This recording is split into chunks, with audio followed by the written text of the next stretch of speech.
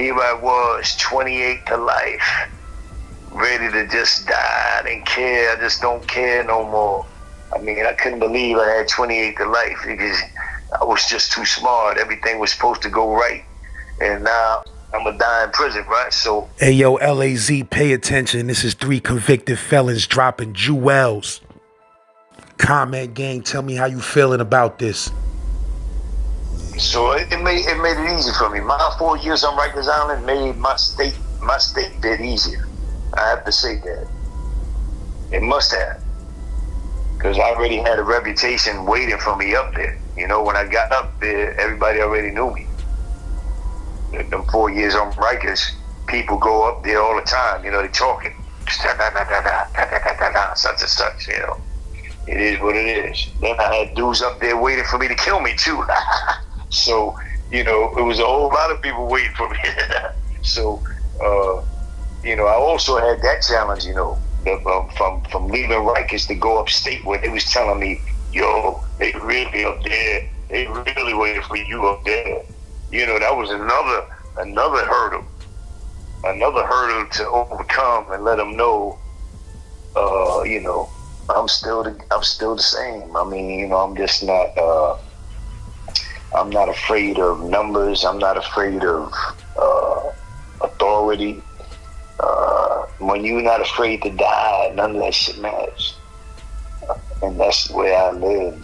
That's the way I did my bid. I wasn't afraid to die, man. I wanted to die. I didn't want to do 28 years to life. You know, I didn't want to do that.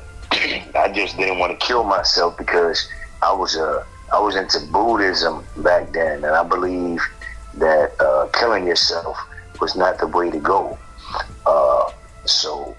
But I didn't mind getting killed. I sure didn't mind getting killed. Not at all. That's why I did a lot of things I did. I did some real crazy things, you know.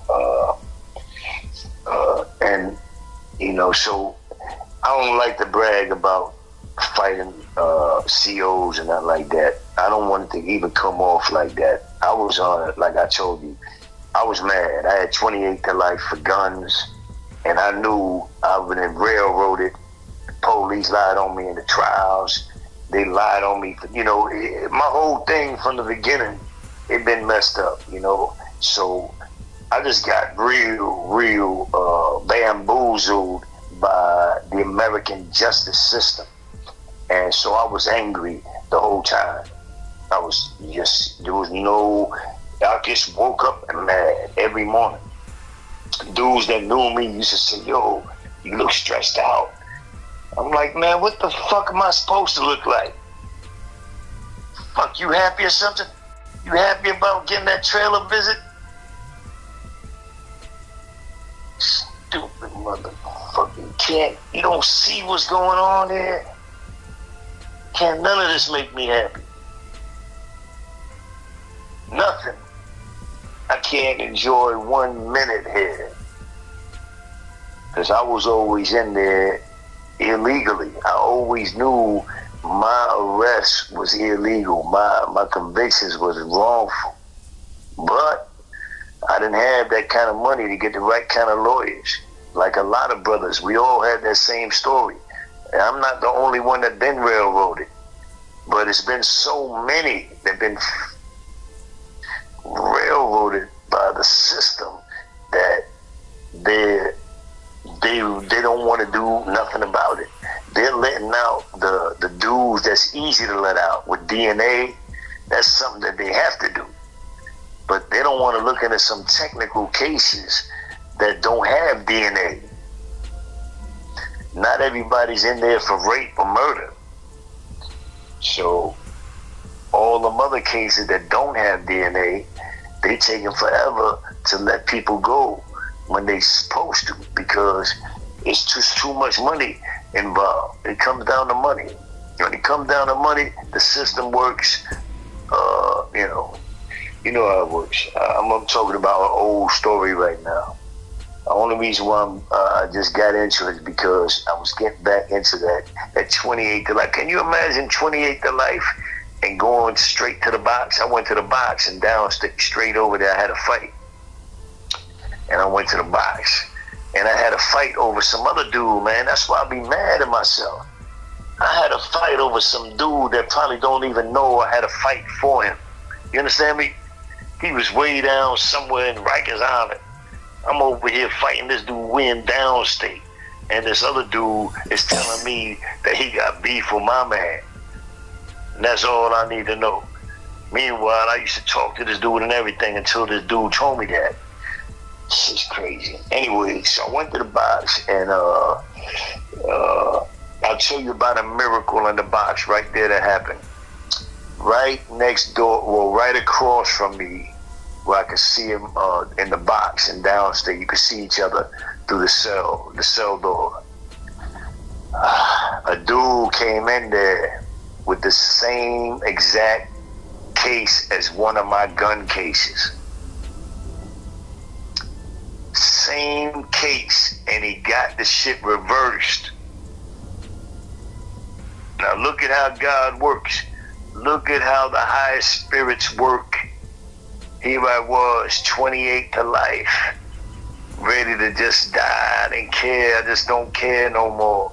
I mean, I couldn't believe I had 28 to life because I was just too smart. Everything was supposed to go right, and now I'm gonna die in prison, right? So the brother came in, and we start talking, you know. So he starts telling me about his case that he just got reversed, that he was coming from up north because he got his case reversed, blah, blah, blah, blah, blah. Now, his name was, the case People versus Green. I'll never forget that.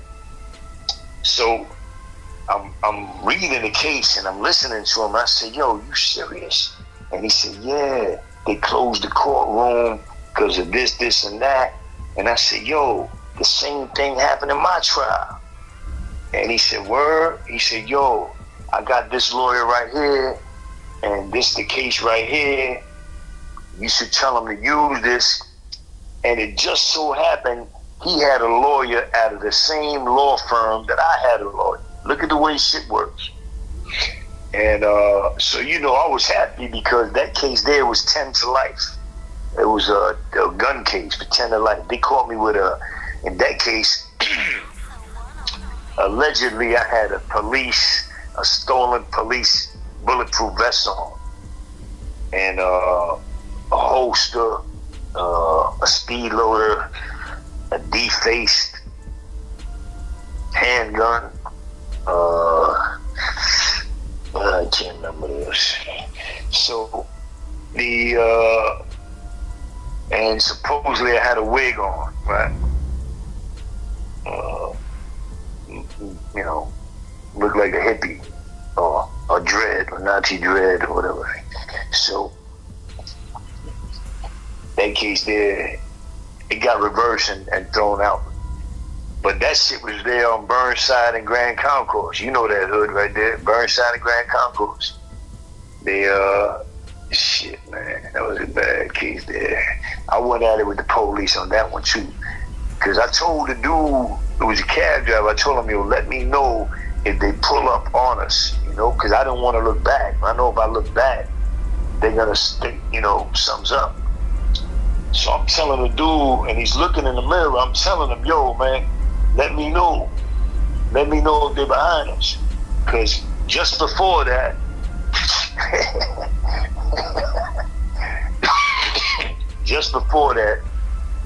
I remember I was fixing my hair, right? No, Straight up, I ain't got no time for the bullshit. Life too short for that bullshit. I see you at the water cooler.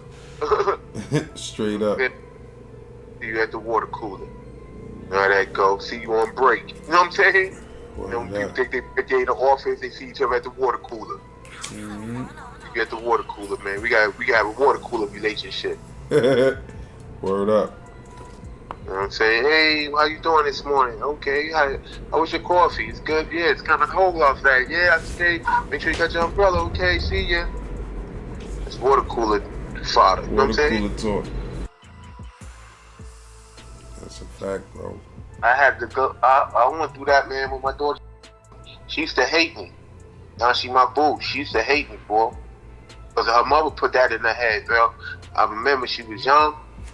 Man, and I was up north. I was in New Orleans, I remember, and I was talking to her on the phone, and she was like, "Daddy, I love you more than anybody in the world." I said, "You do, girl?" She's like, "Yep. I love you the best more than anybody." I said, "Anybody?" You said, "Anybody." I said, "Okay, cool." So I talking to her moms one day, and I was like, "Yo, don't you know what she told me the other day? She told me she loved me more than anybody in the world, yo." Came out of nowhere and told me that, yo. I was so happy. She was like, "What?" She, "Come here to this phone." She came over there. She was like, "What? What, mommy?" She said, "You told your father you love him more than anybody in the world?" She's like, "Yes." She said, "Let me tell you something, you little B. He been, if you, I'm the one out here busting my behind, doing this, doing that, da da da da. Why he up there sitting in the prison? If I ever hear you say you love somebody more than you love me, da da da da." Went hard on her, son. And don't you know that woman stopped telling me she loved me until she became an adult, son. And at this time, she had to be, son, all of. She had to be all of. Let me see. She's born in the 80s. She had to be all of 8 years old. 9 years old. You feel me, son? This shit is sickening. And it scarred her whole life, son. It's like I would tell her on the phone, I would be like, "I love you." You know what she would say? "Thank you." She wouldn't even tell me she loved me. I was like, "What's wrong? Mother right there?" She was like, "Yes." I was like, she wouldn't say it because her mom be there, so she felt, because her mother put it in her head, made it feel like loving me, like, was like not loving her, like it was a battle. Like if she loved me, then she was going against her mother, and she didn't want to go against her mother. She felt like if she loved me, her mother would be mad. So it made her. She became an adult before I heard her say the word "I love you" out to me, out her mouth, bro. That daughter right there. I don't care what state they sent me to, son. Wherever I went, son, she was the one that was showing up. She did my bed with me. All my prison pictures is me and her. You feel what I'm saying? Me and her. Then when she had her. Yeah. Yeah. Them daughters be loyal, man. Son, you hear me? She comes to me anywhere, son. If I tell her, send me $1,000, she won't send it. But one thing about it, she'll spend $1,000 to get on a doggone plane, get a hotel room for a couple of days, and a doggone rental car to come see her dad. That shit is real. Yeah. That shit is real.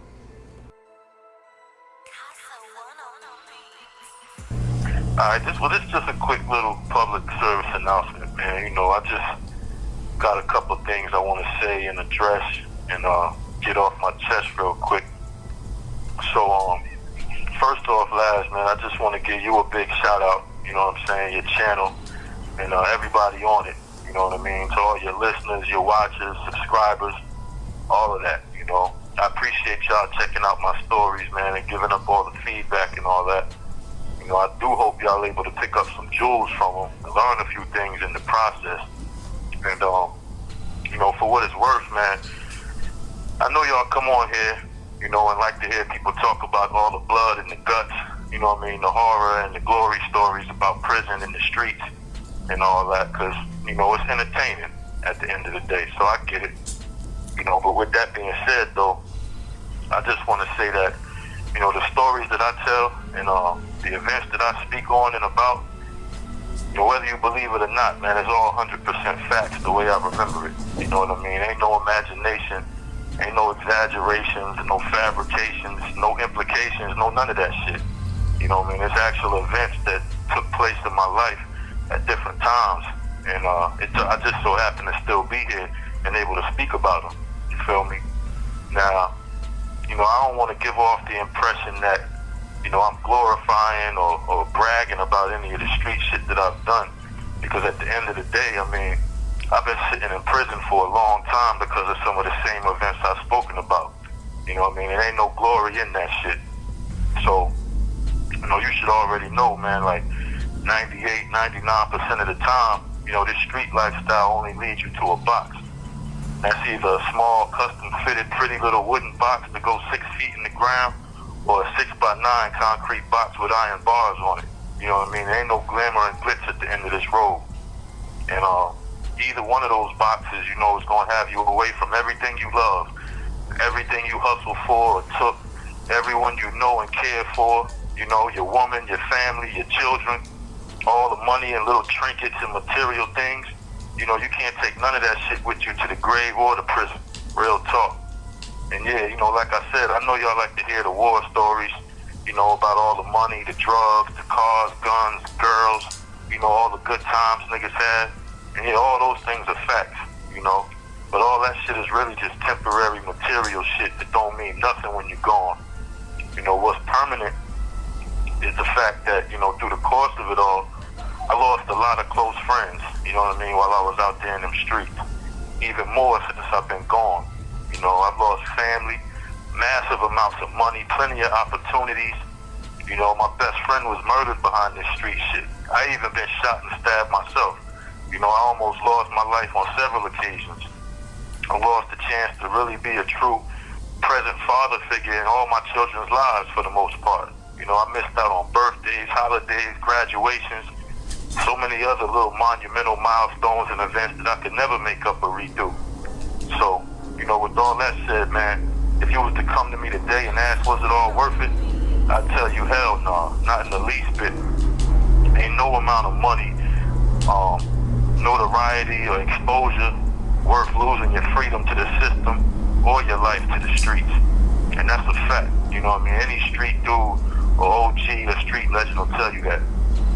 And let me also say too, you know, I don't know about anybody else, but for me personally, I don't do these stories just for the views and the likes and the comments and shit like that.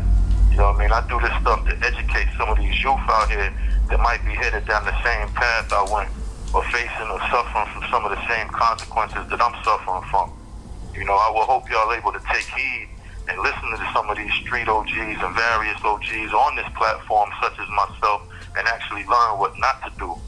You know, they say a smart man learns from his own mistakes, but a wise man will learn from the mistakes of others. You know, just know that the way that I came up and doing the things that I did was because, you know, my options was real limited at the time. You feel me? But it's different now. You know, it's 2023. And y'all options are like unlimited, limitless for the most part. You know, so I would only hope y'all could make better choices and come up with a lot more better ideas and achieve a whole lot more positive and productive things in y'all neighborhoods and society as a whole. You know, I feel like I owe it to y'all to say that to you. Because at the end of the day, just know, you know, there's plenty of space left to dig and put you in any one of these graveyards. And it damn sure ain't no shortage of bed space in these prisons and penitentiaries.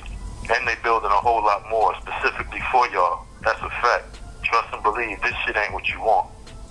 Anyway, Laz, man, I just had to get that off my chest for a second.